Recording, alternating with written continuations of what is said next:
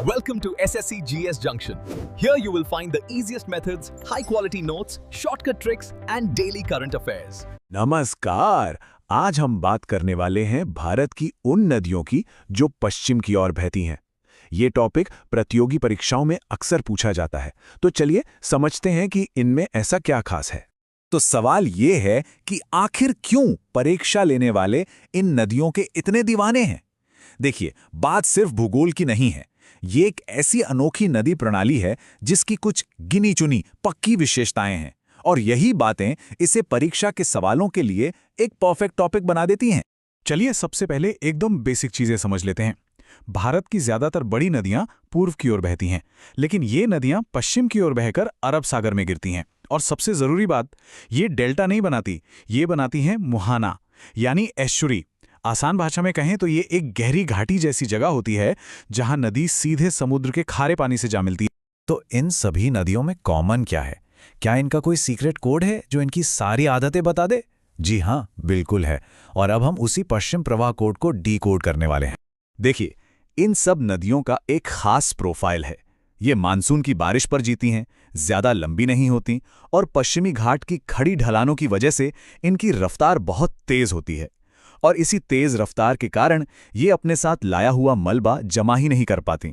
नतीजा, डेल्टा की जगह ये गहरे मुहाने बनाती हैं। और हाँ, इन सारी विशेषताओं को एक साथ याद रखने का एक जबरदस्त चीट कोड भी है। मा छ ती मू नो, यानी मानसूनी, छोटी, तीव्र, मुहाना बनाती हैं और नो डेल्टा। बस ये एक लाइन याद कर लीजिए, इन नदियों की पूरी कहानी दिमाग में छप जाएगी। ठीक है, तो अब हम कोड तो समझ गए हैं। अब वक्त है पश्चिम के उन सितारों से मिलने का, उन खास नदियों से जो बार बार एग्जाम्स में चमकती हैं। हमारी लिस्ट में पहली और सबसे अहम है नर्मदा। ये पश्चिम की ओर बहने वाली सबसे लंबी नदी है। ट्रिक सिंपल है, नर्मदा यानी नंबर 1। और इसकी सबसे बड़ी खासियत यह है कि ये एक भ्रंश घाटी यानी रिफ्ट वैली से होकर बहती है। मतलब जमीन का वो हिस्सा जो दो पहाड़ों के बीच नीचे धंस गया हो। अब आती है ताप्ती, जिसे अक्सर नर्मदा की जुड़वा बहन भी कहा जाता है। क्यों? क्योंकि ये भी नर्मदा के ठीक बगल में उसी की तरह एक भ्रंश घाटी से बहती है। तो ट्रिक सीधी है, नर्मदा की बहन है ताप्ती। अब बात माही नदी की। ये तो समझ लीजिए कि एग्जामिनर्स का पसंदीदा सवाल है। ये भारत की अकेली ऐसी बड़ी नदी है जो कर्क रेखा को एक बार नहीं बल्कि 2 बार पार करती है। ये एक ऐसा फैक्ट है जिसे भूलना ही नहीं है। जब भी शरावती नदी का नाम आए तो दिमाग में बस एक ही तस्वीर आनी चाहिए, और वो है भारत के सबसे खूबसूरत झरनों में से एक, जोग फॉल्स की। ये शानदार झरना शरावती नदी ही बनाती है, और ये सवाल परीक्षाओं में बार बार आता है। और अब एक बिल्कुल ही अनोखी नदी, लूनी। ये अरावली से निकलती तो है, लेकिन कभी समुद्र तक नहीं पहुंच पाती। ये कच्छ के रण में जाके रेगिस्तान की रेत में ही खो जाती है, इसीलिए इसे लुप्त नदी भी कहते हैं। ये अंतर्देशीय जल निकासी का एक क्लासिक उदाहरण है। अच्छा, हमने नदियों से तो मुलाकात कर ली, पर इनकी कहानी 2 जरूरी भौगोलिक कॉन्सेप्ट्स के बिना अधूरी है, भ्रंश घाटियां और मुहाने। इन्हें समझना बहुत जरूरी है, क्योंकि यही वो चीजें हैं जो इन नदियों को बाकी नदियों से अलग बनाती हैं।